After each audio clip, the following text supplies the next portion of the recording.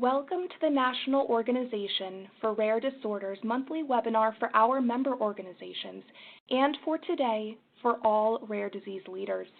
My name is Allie Crafton and I am NORD's Membership Associate and your facilitator for this meeting. I would like to thank everyone for joining us today. All lines are muted except for the speakers. This call is being recorded and will be made available shortly after the webinar with a link distributed in our e-newsletters and posted to the NORD members-only Facebook page. NORD's monthly webinars are a benefit for our member organizations, providing NORD leaders like you with information, capacity building, networking, and direct access to resources.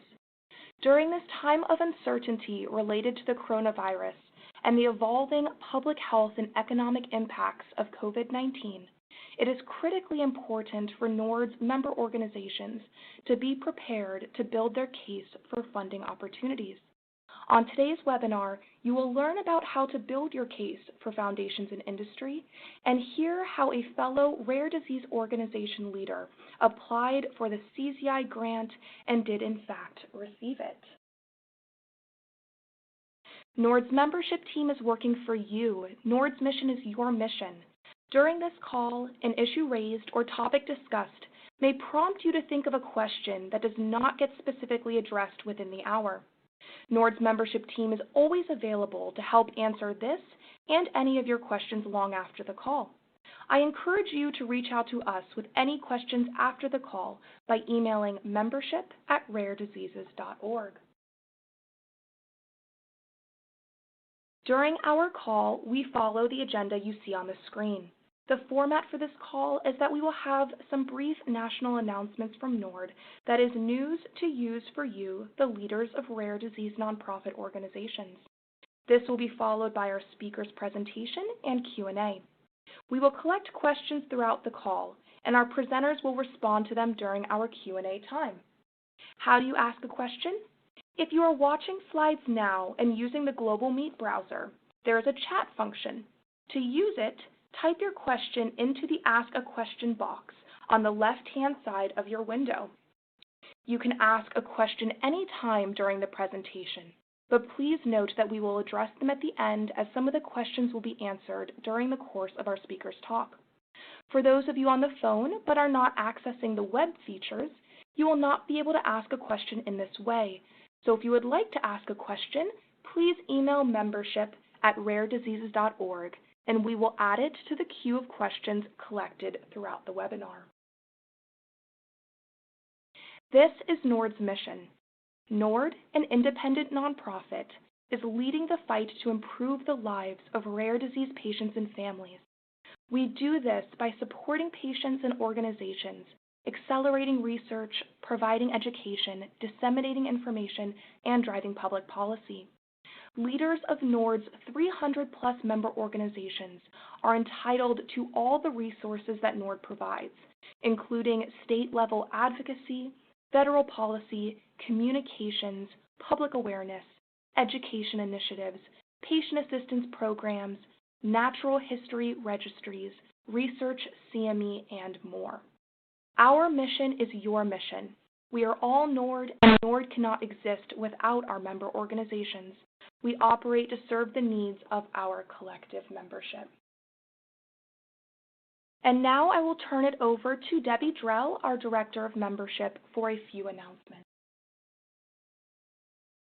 Thank you so much, Allie. Can you hear me? All right. Yes, I can. Thank you. My name is Debbie. I'm the Director of Membership at NORD and have been here for 3 years. Since NORD's inception in 1983, we have maintained the highest level of transparency in how we are structured and how we represent the rare disease community. Our reputation for leading with integrity and with an unbiased patient voice has been developed over 3 decades of meaningful action on behalf of individuals affected by rare disease. You may know this, NORD was founded to fight for rare diseases and for drug development. Our first victory was the most impactful. We championed the Orphan Drug Act, which incentivizes drug development, and took us from less than 33 drugs approved by the FDA in 1983 to now over 700 therapies.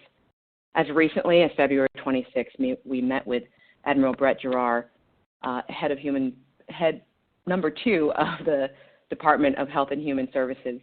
And in that conversation with him in this rare disease patient roundtable, we talked to him about the importance of opening up the RUSP for newborn screening. As a result of that meeting and the advocacy of so many rare disease patients, he reauthorized newborn screening, reauthorized the program that allowed for patients to be able to add their disease state, or to offer or suggest to add or to recommend for states to screen as part of their universal newborn screening programs. So we know that our voice is important, and we can't walk into the room of a meeting with a policymaker if they think that we're not completely clean patient voice and a voice for the community. NORD is known and respected on Capitol Hill and among stakeholders in the rare disease community. And as such, we require our members to meet specific criteria that helps us maintain that reputation as a pure patient voice on the Hill. By adopting our set of membership criteria, we ensure that our 501c3 patient advocacy organizations embody high ethical standards and are free from any outside influence that might interfere with the voice of the patients we seek to represent. So on this slide that you see here, which is a special message from NORD, really this webinar is open for non-members. We want to talk about, or at least mention, how important it is and why we have membership qualifications. Our associations and our members matter, and our reputation on the Hill matter from the very beginning, advocating for the Orphan Drug Act, to as recently as 2 weeks ago with Admiral Giroir from Health and Human Services. And those are the pictures of some elements of our advocacy and our advocacy success. Next slide, please. So in talking about our criteria for membership, these screenshots, these clips, are from articles that are not too long ago about the public perception of industry influencing patient advocacy. And so when we talk about transparency on the Hill, members of Congress and policymakers and leaders, they want to hear patients. They don't want to hear, and there is this stigma that nonprofits are taking money and are not representing the pure patient voice. And so for us, we know that this is out there, and we know that this is a stigma, and we know that it's not true for all rare disease advocacy. And for us, it's important for our transparency. And so we require our members to meet specific criteria that helps us maintain that reputation as a pure patient voice on the Hill because of this increased media and public scrutiny. By adopting our set of membership criteria, NORD ensures that our 501c3 patient advocacy member organizations embody high ethical standards and are free from outside influences that might interfere with the voice of the patients we seek to represent. So our standards actually help you in terms of combating this stigma that's out there, and allows you to continue to uphold integrity and transparency. Our standards of excellence are also an opportunity for new organizations to learn about and adopt the kind of internal structure and good governance to build an organization to last for the long haul of finding a cure. The standards are high, and we provide resources for those who need assistance to build this kind of infrastructure. We offer template bylaws, board election process language, conflict of interest templates, medical advisory board policy and procedure templates, and also one-to-one support for founders and rare leaders who are interested in joining NORD as an organizational member. We also changed our organizational or membership structure and added a gold level membership to allow access to organizations that don't require a medical advisory board. So if you're a nonprofit organization and you're not a member of NORD and you are working on support and services, but you don't engage in medical education, you don't engage in research or an RFP review, if you're not involved in registries, those are the kinds of work that require a medical advisory board, and you should have one. But if you don't do that kind of work, the gold level membership could be for you, and it allows patient support groups or patient support organizations to gain access to NORD's community, resources, and services. So that is information that you can find on our website. And I say all of this because We want you to join NORD if it makes sense for your organization, but also joining NORD is a process that takes time of going through the qualifications with our membership staff, applying online, having the application go through our internal approval process. It goes through the board of directors. But we don't have time now. And as you can see, if you're on the web portion, the articles on the screen, the coronavirus, we all know, looking at the news and hearing everything that's going around, we don't have time. The coronavirus is ravaging the world, and we as leaders of rare nonprofit organizations have a lot of work to do. We're supporting the most vulnerable populations, autoimmune patients, rare cancer patients undergoing chemotherapy, rare infusion patients who have to constantly go to the hospital or their clinic, rare pulmonary patients, patients on medical foods, all the children and adults who have intensive medical needs and who require regular, ongoing clinic and hospital visits. You're at risk, and then you're going to hospitals. We don't know the burden on the health system, but we can see it coming. We serve some of the most at-risk populations, and they turn to us for support and direction. Nonprofit organizations like yours are the only ones serving your rare patients.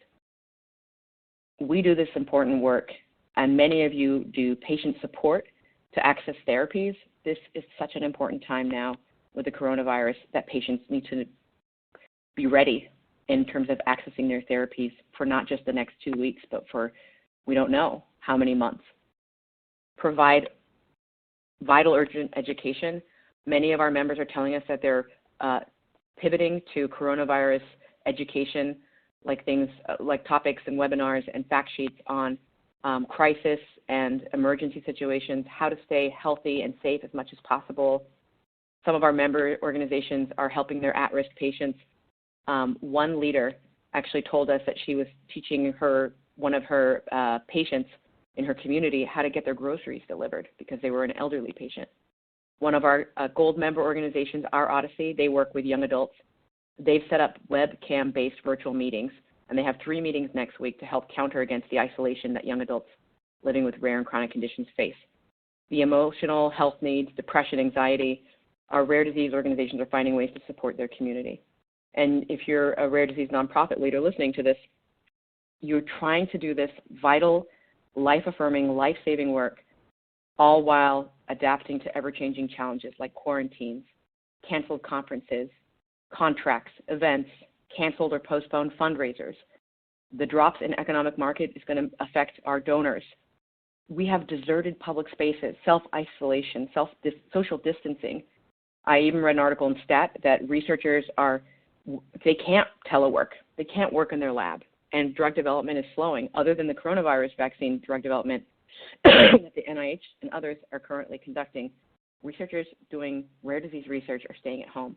And so leaders are making decisions that affect their organization, their beneficiaries, the employees and volunteers, their programs, their fundraising, their events. This is impacting all of us and in very profound ways. How is your organization adapting and sustaining your mission? And while we do this important work of patient support to access therapies during this unbelievable time, unprecedented time, you're providing vital urgent education and helping your patients navigate the unknown waters of this crisis. And so NORD has made a decision, even though we have this membership and we uphold transparency and integrity in our membership, we want you to apply, but it takes time, so we want to release our resources. We are giving access to all of our member benefits as appropriately that are related to anything that you do for coronavirus support. So this fundraising webinar, now more than ever, we need to keep our mission focused, and we need to work on funding our mission and funding those vital patient services. No one else is doing rare disease work in your space except for you, and we have to look out for our community. So the resource of this webinar, any relevant resources, we completely pivoted our team, and we're looking at all the resources from third-party organizations and nonprofits. So we're compiling them all, and every week for the next 3 weeks at least, we will have coronavirus resources that help you as a leader be able to navigate, adapt, be flexible, and keep focused on your mission. You can email membership@rarediseases.org if you'd like to receive updates. Also, if you have recommended resources or webinars that you've learned about, please share those with us. The lines of communication are open for all rare nonprofit leaders for NORD to support you. Email us if you have a coronavirus challenge or concern, and we will do our best to support your work regardless of your membership status. We also encourage you to join NORD for the ongoing benefits that we continue to provide outside of this triaging situation we find ourselves in with COVID-19. So all the resources that we mentioned, we will be sharing those, and that is why we've opened up this webinar and what you can expect from us. We really want to create an opportunity for you to access resources during this critical time. And coronavirus has affected NORD. We had a huge conference that we were planning called Living Rare, Living Stronger Forum, and our gala, the Rare Impact Awards, and that conference had to be rescheduled tentatively. The health and safety of the rare disease community is our top priority at NORD, and with that in mind, this forum will no longer be held on May 14th through 16th. We do know how valuable it is for those living with rare diseases to come together in person to gain strength for both our shared and unique experiences. And so we look forward to hosting this event from July 18th through 20th in Cleveland. The forum is an educational activity, and that will be held at the Renaissance Cleveland Hotel, and the Rare Impact Awards, a celebratory gala that will be held at the Rock and Roll Hall of Fame. These dates may be subject to change as further information becomes available on the coronavirus pandemic, and we'll continue to follow the crisis with our rare disease community in mind.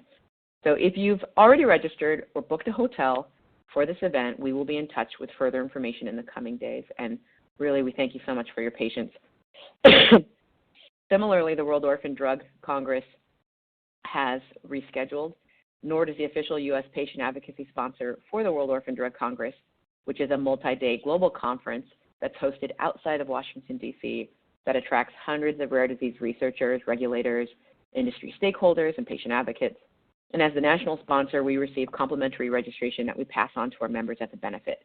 So the conference was postponed to late August. It's supposed to take place end of April. The conference planners will be in touch with you if you took advantage of these complimentary badges. So I am going to pass the microphone back to Allie. Thank you, Allie. Thank you, Debbie. And as our final announcement, NORD is committed to continuing to serve the members of our community, as Debbie mentioned, and especially now in this time of need. We welcome new members to the NORD community to provide resources and guidance to them now as well as in the future. We would like to welcome a few of our new members, including Gaucher Community Alliance, Global Dare Foundation, the Muscular Dystrophy Association, Sickle Cell Association of Texas, Mark Thomas Foundation, the Snow Foundation, and Usher Syndrome Coalition. So welcome to the NORD family, new members. And now for our presentation. Why fundraising? Why now under this dark cloud of uncertainty and crisis? You can't fight for research without funding. You can't operate life-saving programs that help patients get their care and therapies without fiscal support. Now, more than ever, you need to keep your funding doors open. We are rare, and if anyone is going to be a voice and a champion for our community, it is going to be us, patient-led, patient-driven, rare nonprofit organizations. We know our members are working tirelessly to support their communities during this global crisis, as rare disease organizations have felt the impact of the coronavirus pandemic on all elements of their work, including mission-critical programs, research, patient assistance, events, meetings, and other activities. We see our member organizations responding to the crisis by sharing resources on how to be prepared and seek proper care under these unusual circumstances. Some have reported spending countless hours with their board of directors to determine the best course of action in managing staff and rescheduling events, all while maintaining continuous delivery of service and programs to the extent possible. Nonprofit organizations are managing this crisis by working round the clock to maintain continuity of vital patient services, but many are also losing money to canceled fundraisers and events. Funding your mission is critical now more than ever, and it is crucial to build a strong case when aiming to fundraise with foundation and industry. This members-only webinar is now being open to anyone in our community, so please share it with other rare nonprofit leaders. So today we are pleased to welcome Julie Manis, who will provide an overview of how to build your fundraising case, followed by Sharon Myers, who will share her unique experience related to fundraising with industry and foundations. And finally, we will conclude today's webinar with Jen Perry, who is happy to share with you her experience applying for the Chan Zuckerberg Initiative grant, as well as a few of the reasons why LFSA was selected as a CZI Grant awardee. So thank you for patiently awaiting our guest speakers. First, we welcome Julie Manis, NORD's Associate Director of Development, to provide some best practices and tips on how to effectively build your case to engage foundations and industry. Thank you for joining us today, Julie. Thanks, Allie and Debbie. Can you hear me? Yes, I can. Great. Okay. Well, thank you to everyone who's joined us today. As Allie said, I'm Julie Manis. I'm the Associate Director of Business Development at NORD. I have 10 years of experience as a grant and proposal writer, and I also work with boards and on the larger fundraising efforts at NORD, including events and our corporate council. We all know this is such an unprecedented time, so we really thank you for tuning in this afternoon. I definitely didn't expect to be doing this presentation from the floor of my bedroom in sweatpants, but here we go. Just this morning, I received the results of the Philanthropy Massachusetts and Massachusetts Nonprofit Network Flash poll about the current and anticipated impacts of coronavirus outbreak on their programs, their services, and their operations. They received 950 responses in the past week, and over 95% of respondents said that they were experiencing or anticipated experiencing impacts as a result of the pandemic. 92% were canceling or changing formats of fundraisers, 60% anticipated budgetary implications related to the strains on the economy, and 47% were concerned about increased and sustained staff and volunteer absences. And keep in mind that this poll they went live a week ago, and the situation is changing so rapidly that these percentages would likely be higher if data collection started today. So I'd be remiss if I didn't take a moment to say that we're all feeling the pressure right now, fundraisers all over the country, organizations all over the country, not just the normal fundraising pressure that we often feel about building a case for support and making sure we have support for our programs, but how do we fundraise in a crisis? I do want to start just by giving a couple of overall strategies that I keep hearing from people who are far more well-versed in crisis communications than I am. Reach out to your donors. Tell them how you're working to meet the demands of your community during this crazy time. Be transparent with your board about the challenges you face. Reach out to us at NORD. Keep an eye on news stories in your state about how foundations and the state government are helping nonprofits. My slides today towards the end are going to include a number of resources, and as Debbie and Allie have said in their remarks, we're here too so that you are covered. I changed the slide myself. I'm very proud of myself there. So there's so much going on. I want to make sure we focus today on what is a case for support and why is it important, putting ourselves in a funder's shoes, elements of a case of support, translating those elements into then kind of mapping your case, and some resources for more learning and support. It's always important to have a solid argument for why you should receive funding. But I think we can agree with it with so much uncertainty, a solid case for support will help you clearly define your value proposition and convince funders that your organization is in the best position possible to address the needs of your community in a way that only you can. There are so many angles to discuss fundraising: how to grow individual donor programs, how to approach foundation giving, board giving, looking for government grants, events. But at the heart of all development is the need to define your mission and communicate the uniqueness and importance of your work to your audiences, including donors. So what is a case for support? It's a value proposition. It defines your organization's mission, your vision, your audience, your programming and plans, and how your work impacts and addresses the needs of your community. It clearly states the problem that your organization is trying to solve through its actions and activities. It's based in reality and evidences a thought-out strategy of actions and resources that you require to get from point A to point Z. A case for support identifies a gap in the services that are provided and tells a story of how your organization will bridge that gap. It gives the prospective donor confidence that you will accomplish your goals with their support. You can build a case for your support as an organization as a whole or for individual program areas. At NORD, our marketing and communications team builds the overarching NORD case, but here in the development team, we're focused on cases that will help us grow support for individual program areas, like the IMRARE Registry, our Rare Cancer Coalition, expansion of our advocacy work, just as a few examples. Let's talk about what a case for support isn't for just a second. It isn't the entire history of your organization. It isn't a medical journal entry.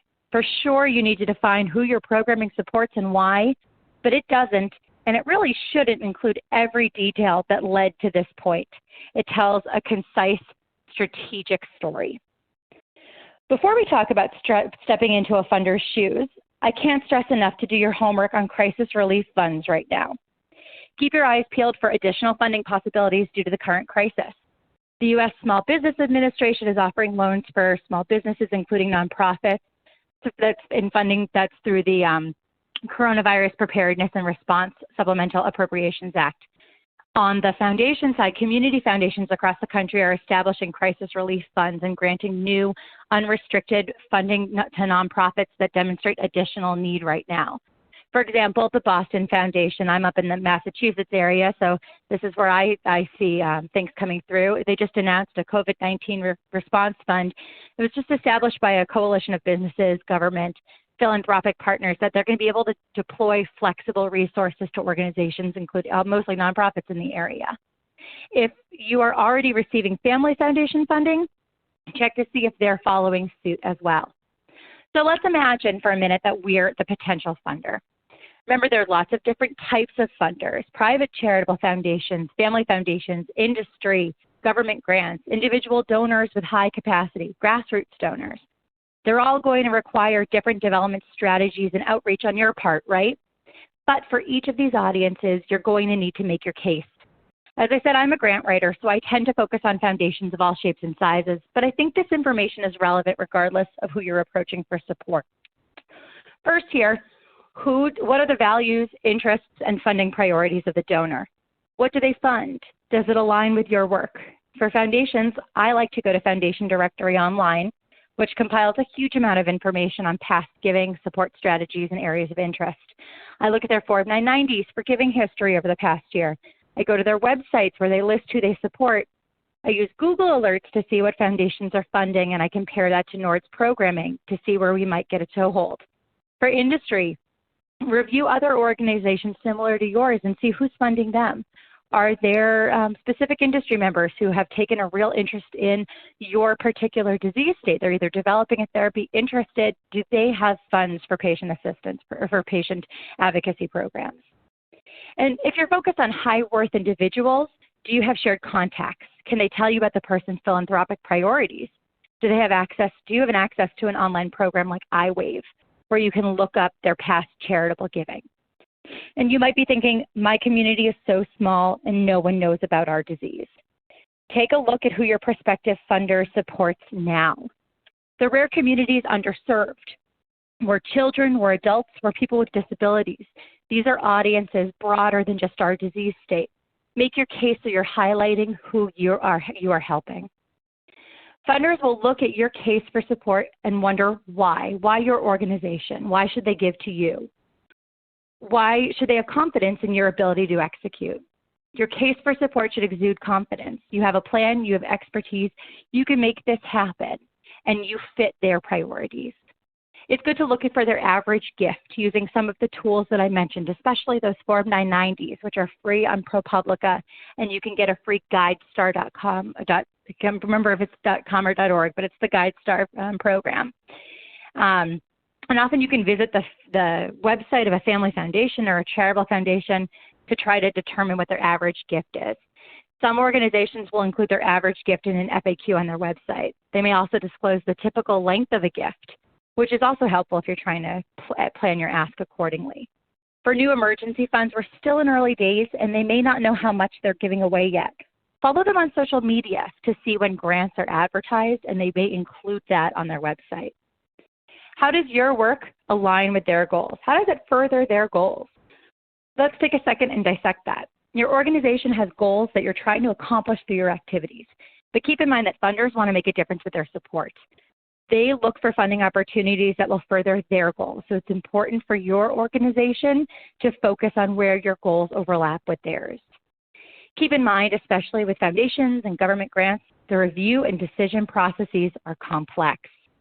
Learn what you can about how they'll evaluate and in what form they expect to receive your case for support or proposal. Write your case, or if you're modifying an existing case for support that you have, so that it speaks directly to their request. Luckily, with emergency funds now, I think they're trying to simplify review processes that will help organizations move faster and help more of them. And how will you know if your project was successful? How will they know that your project is successful? How do they know that you've used their funding to further shared goals? What does short-term and long-term success look like? Here are some of the elements of an effective case for support. What's the importance of your work? Who is your audience? What is the program plan and your strategy to bridge the gap from where you are now to where you will be after you follow your plan with their support? What resources do you need, and what actions will you be able to take once you have those resources? And anyone who has ever written a case for support with me has heard me say this many times. I'm a little obsessed with outputs and outcomes. What are the outputs that the funder support will bring about, and what are the outcomes?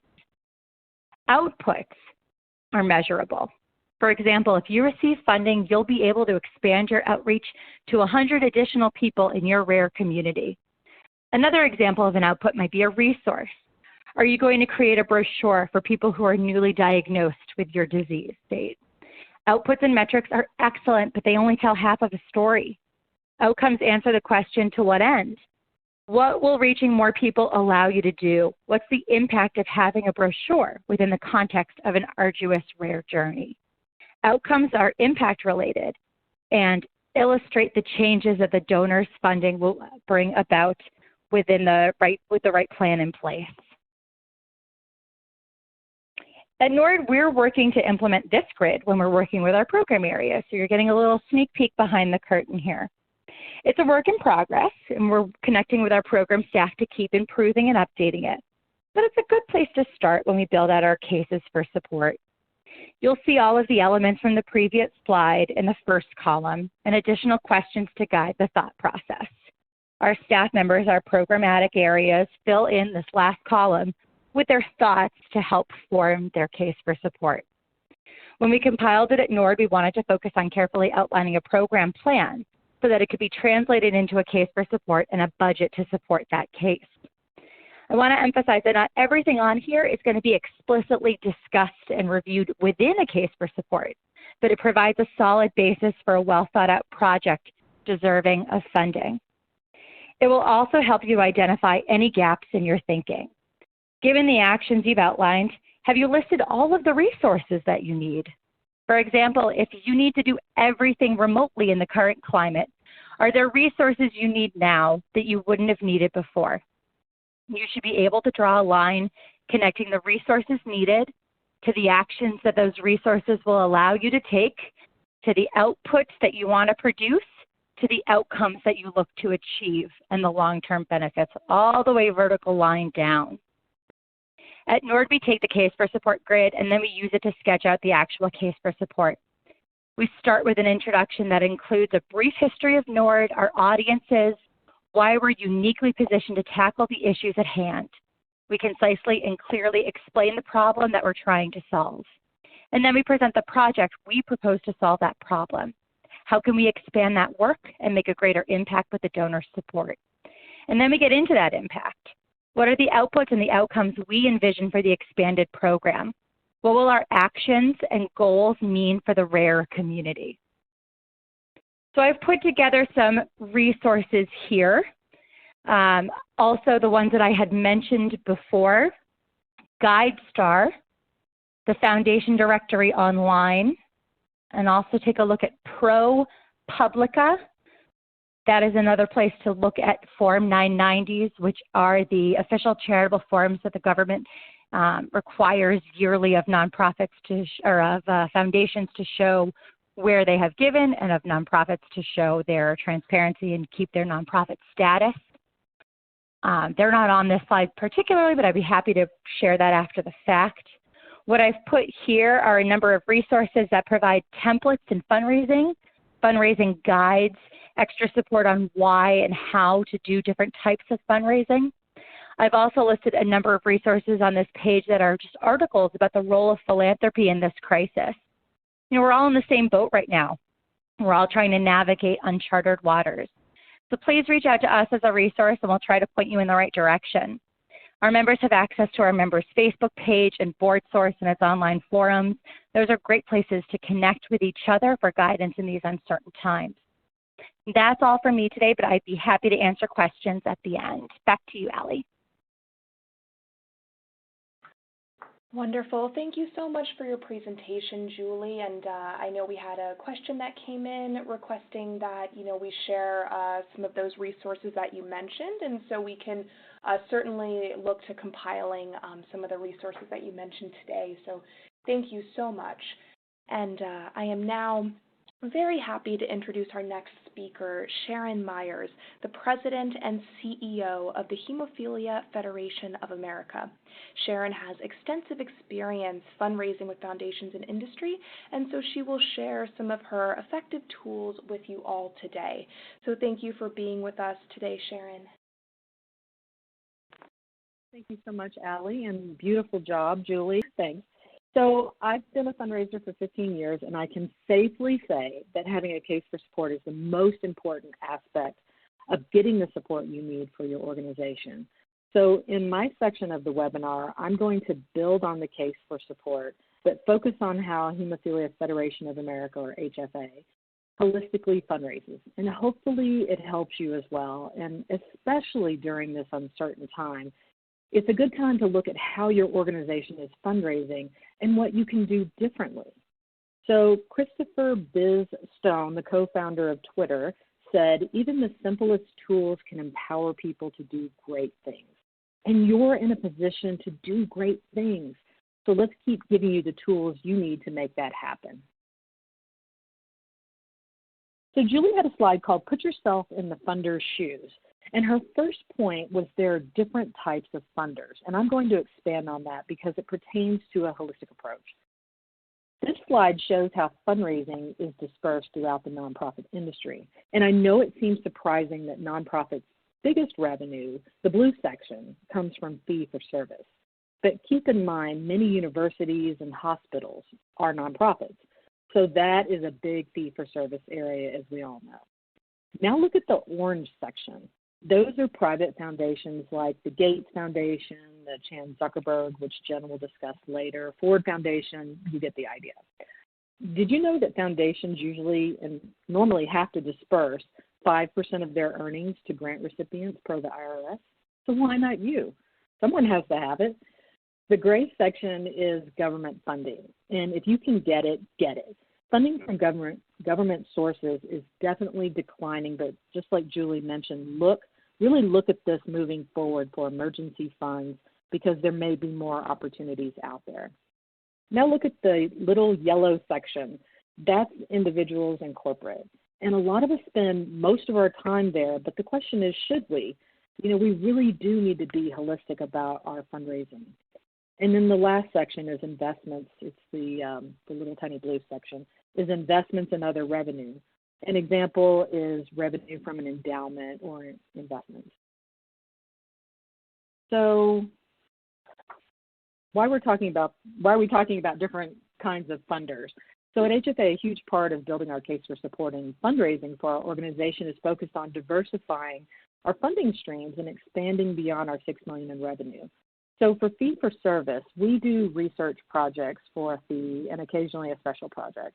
Some nonprofits actually own their own building and rent out space, so you have to really think creatively for fee for service. For foundations, we hired a full-time grant manager at HFA, though I have also contracted out before with grant managers. And our full-time grant manager, she is always perusing, all the areas that Julie mentioned, like foundation directories or listservs. But to be honest, we are just starting out in this area, and we should have probably started about 20 years ago. For government, we do have a CDC grant, and we're hoping to secure more, but again, be on the lookout for emergency funds for that. And individuals and corporate, 70% of our revenue is actually corporate. But to put it into context, one event alone is almost $2 million. And so that's mostly funded by corporate sponsors, which is our symposium or conference. And for individuals, we're building that up every day. We do a lot of mail-outs to individuals, matching gifts, annual appeals, and especially peer-to-peer fundraising with our Team Resilience, which is our running and biking events. We partnered not long ago with Run Disney, and the peer-to-peer fundraising is really taking off. And if you're not familiar with that term, peer-to-peer, it's just people giving to the runners and riders. It's their peers. And lastly, for investments, we only generate about 0.5% from investments, and that's obviously not looking good right now.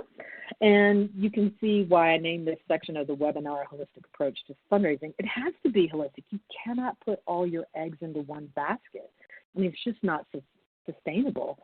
Diversifying fundraising is stability for nonprofits. So this is how we fundraise at HFA. We kind of back into it, and I've done this every year throughout my career, and it works every time. I've taught so many people how to do this, and it doesn't matter if you're a big organization or a small one, the process is still the same.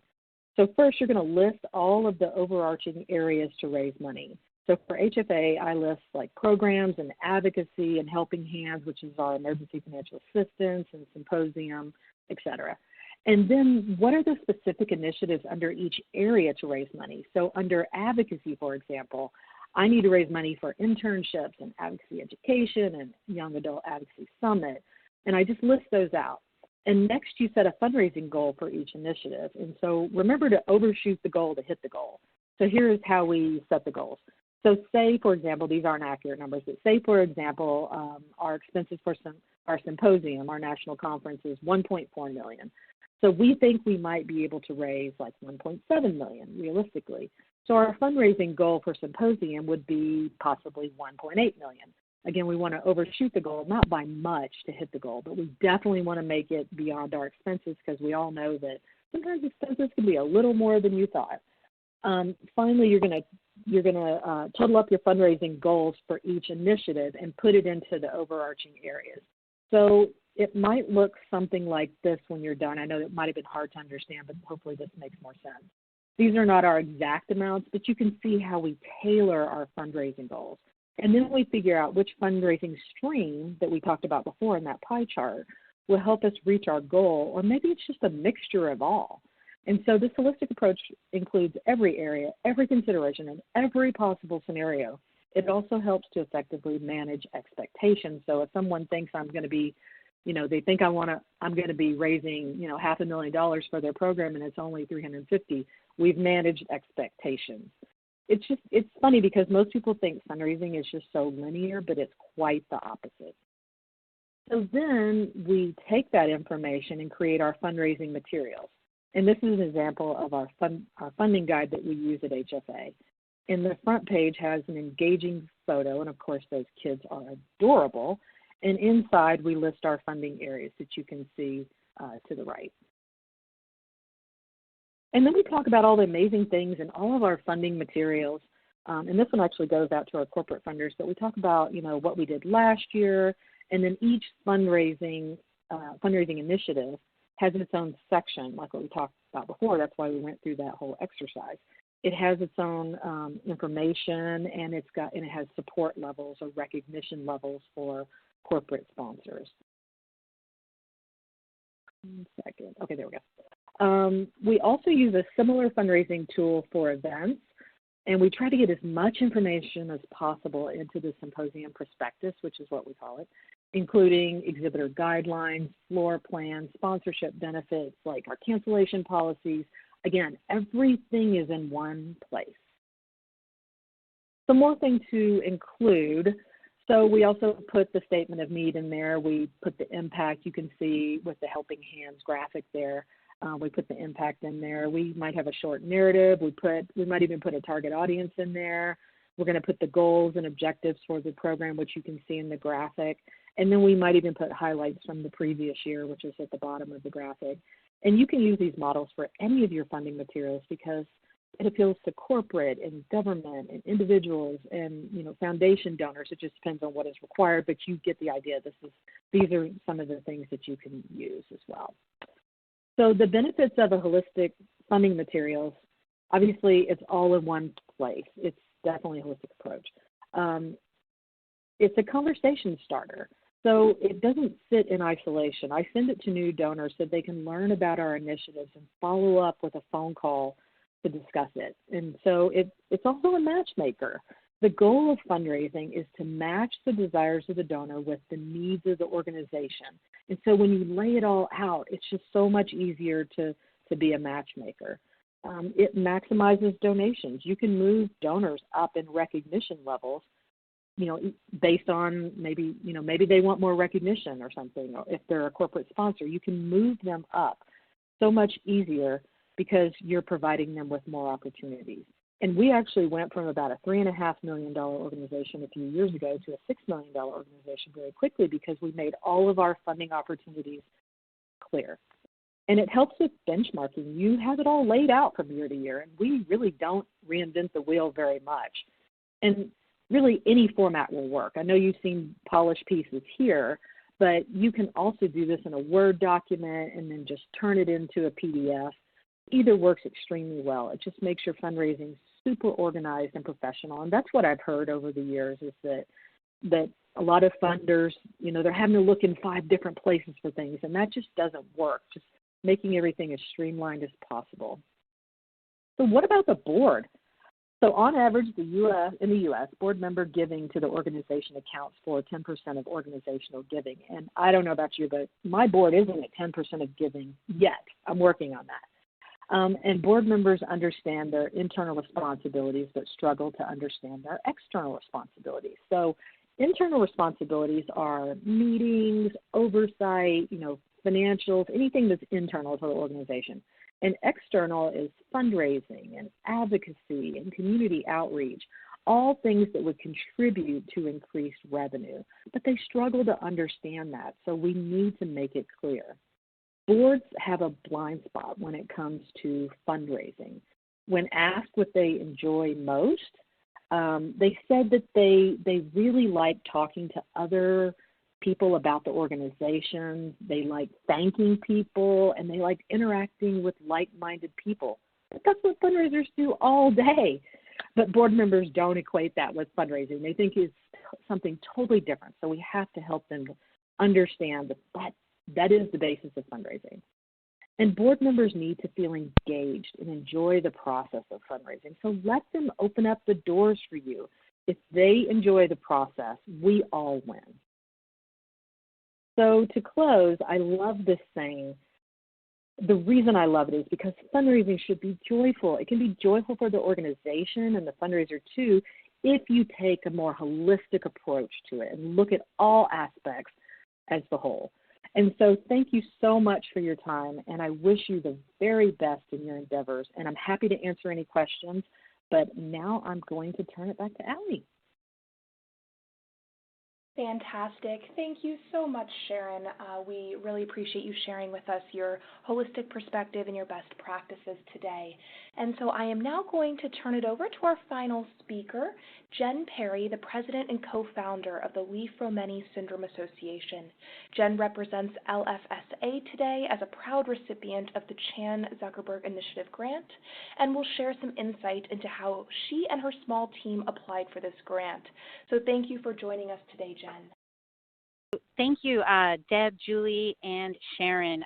Really incredible ideas and tools that can really help us all succeed in fundraising and ultimately further our causes. And I know for sure my organization is definitely going to take advantage of a lot of those best practices that I heard about today already. But I wanted to talk a little bit about some persistence and networking, which really helped us really get to that Chan Zuckerberg grant. And there really is nothing off the table with creativity, ingenuity, and really staying connected so you can hear about these opportunities and take advantage of them when they're presented to you. And that led us to the Chan Zuckerberg Initiative. But let me just take a moment to tell you about LFSA, as it might give you a bit context to what I'm going to talk about. Next slide, please. So LFSA Association provides a wide range of information, advocacy, and support services for individuals and families with Li-Fraumeni syndrome. It is a rare syndrome, and when we first started about 10 years ago, there were about 565 families known worldwide that had this syndrome. But we support a consortium of researchers, medical providers, and caregivers to further research and promote optimal care for the LFS community. Next slide, please. So a little bit about us. We do have a global community with 9 international chapters. I kind of call this our silver lining for our organization. We've worked really hard to support all of the patients and their families and all of our medical community globally. So what's really nice is working internationally, you get a very broad spectrum of ideas and collaboration. So we find this very beneficial. We have a medical and genetic counseling advisory board. We host biannual international symposium and youth conferences, and the youth conferences have been something that have been near and dear to our heart recently. We've had 2 of them, and it was really a huge part of our community, and we felt that they had different needs that we could address better. And I'll tell you what, as they get into adulthood, learning how to take over their medical care and their role as they get older and handle this all by themselves. And we also provide critical funding to LFS and cancer research initiatives. So that's a little bit about us. And next slide, please. So the Chan Zuckerberg Initiative, LFSA is one of 30 organizations to be awarded a grant by the Chan Zuckerberg Initiative for their patient-led approach, really to supporting community members and financing research for rare diseases. And the grants were awarded as part of the Rare is One project, and it is an initiative created by the Chan Zuckerberg Initiative to bring together patients, medical professionals, and really the greater medical and advocacy communities to work better towards finding cures for rare diseases. So what they really want to do is eliminate as much of the barriers as possible to getting to that cure, or at least being able to live with the syndromes that we have and all the different rare diseases that are out there. And they want us to think uniquely and really network and work with one another.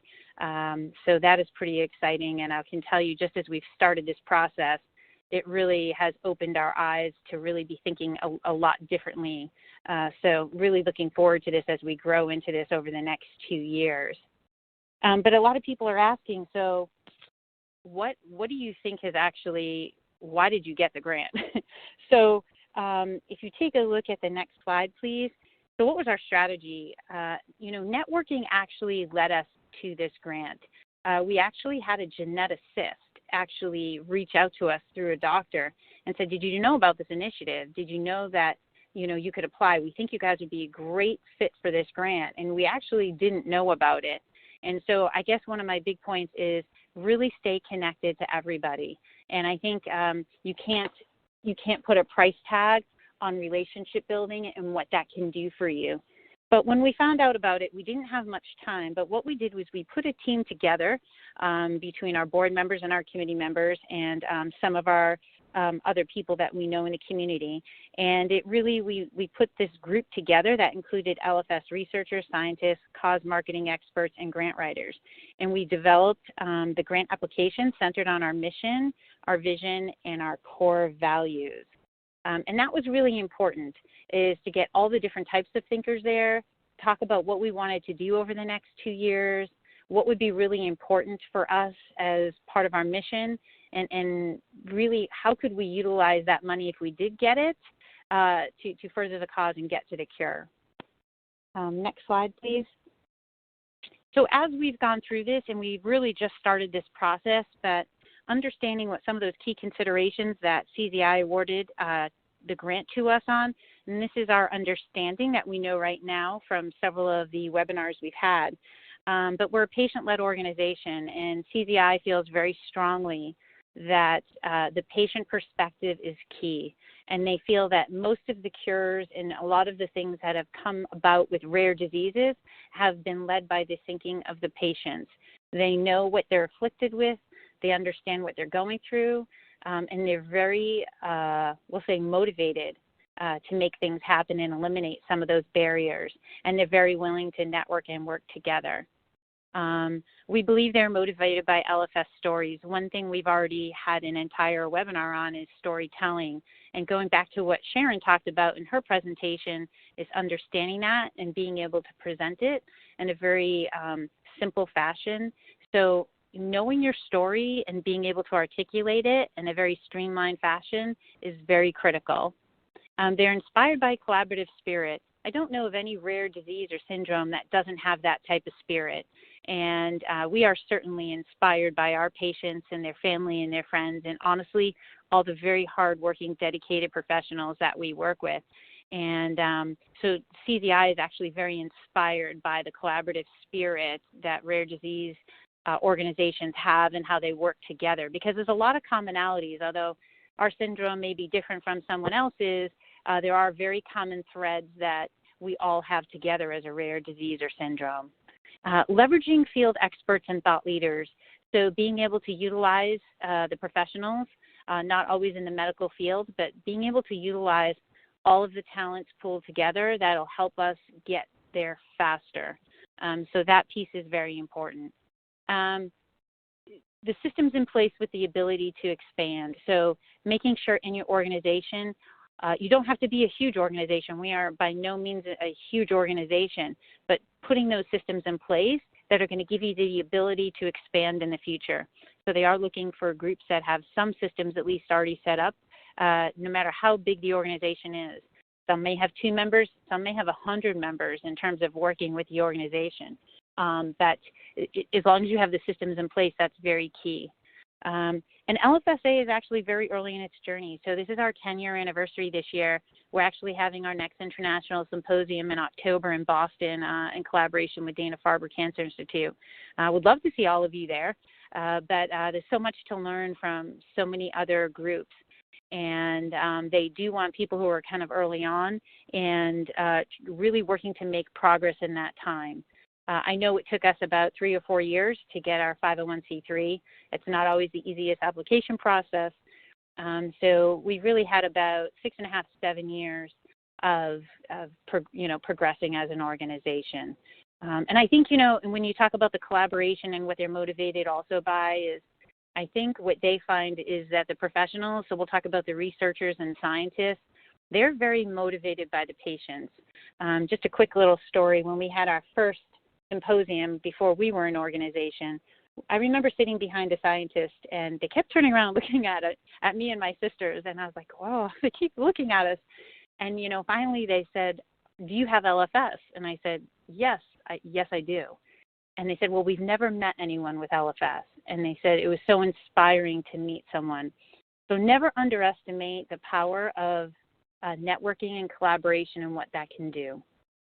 So I think that's it. And if anyone has any questions, I'm happy to answer, but thank you so much for your time. Thank you so much, Jen. That was perfect. We are right about at the top of the hour. We did just want to ask, I think, one question that came through that's relevant and recent. We got a question from Eileen Sussman at VHL Alliance. What was the title of the grant and what is the primary focus? And I believe this is directed to you, Jen. Well, in terms of the grant, we actually had to write all different pieces of it. We actually put together what our 3 to 5 year plan looked like, what initiatives we wanted to accomplish. So it was a little bit open-ended in that point. We had to put a budget associated with that, with each of the programs. To give you an example, really strategizing on how we can expand. So because you only have so many volunteers, we're an entire volunteer board. So and committee members, we don't have really hardly any paid members other than like some accounting pieces and things like that. But it was how could we expand, and what was that going to cost, and what programs are we going to need to do that? And that also included research, our international symposium, so we could collaborate with the scientists and the best minds in the field. So that's really what we were trying to put together. So I don't know if that answered the question. I hope it did. But there were so many pieces to this grant. It took quite a long time to write, but we put the things that we felt we needed, and we budgeted for that. So it would be different Jen. for every nonprofit. Certainly. Well, thank you so much, and I apologize for those who submitted questions that did not get answered today. We do have a record of them, and I will certainly share them, with our panelists after this call to get their input. So I appreciate your understanding. You're also always welcome to email membership@rarediseases.org with any other questions that weren't answered today. And as I mentioned, we will be sharing a link to this webinar recording in our e-newsletters as well as on our NORD members-only Facebook page, and we will share a one-page summary of the resources that Julie mentioned at the beginning of the webinar.